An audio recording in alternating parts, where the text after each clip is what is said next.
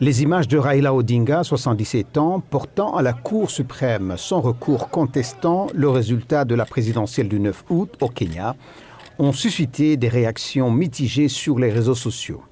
Certains se sont moqués de l'homme politique chevronné, tandis que d'autres ont salué son combat persistant pour ce que lui et ses partisans considèrent comme une justice électorale.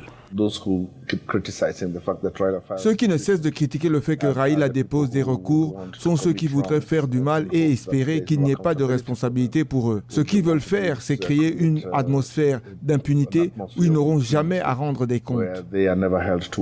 La quête de justice électorale au Kenya a commencé il y a 3 décennies après la première élection présidentielle multipartite du pays en 1992. Feu Kenneth Matiba et Mwai Kibaki ont contesté les élections du président Daniel Arap Moi en 1992 et en 1997.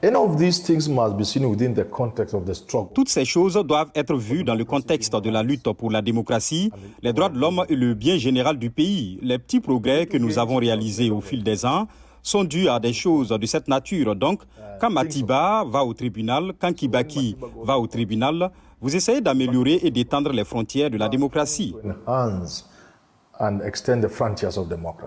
Après avoir confirmé l'élection d'Ouhuru Kenyatta en 2013, la Cour suprême au Kenya est entrée dans l'histoire en 2017 en étant le premier tribunal d'Afrique à annuler l'élection d'un président en exercice. C'est Raila Odinga qui avait déposé un recours. La Cour a cité des irrégularités et a ordonné un nouveau vote, remporté par le président sortant Uhuru Kenyatta.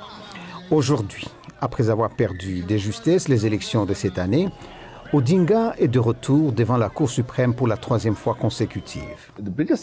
La plus grande chose que nous voudrions que la Cour fasse, c'est de reprendre exactement ce qu'elle avait fait la dernière fois et de leur dire « Nous vous avons dit de changer pour que vous puissiez organiser une élection crédible. Vous n'avez pas changé. Une fois de plus, vous n'avez pas réussi à organiser une élection crédible. Alors nous allons faire la même chose que la dernière fois, c'est-à-dire que nous allons annuler cette élection. » Si vous allez au tribunal, que vous perdiez le procès ou pas, à la fin, il y a toujours quelque chose que la démocratie aura gagné.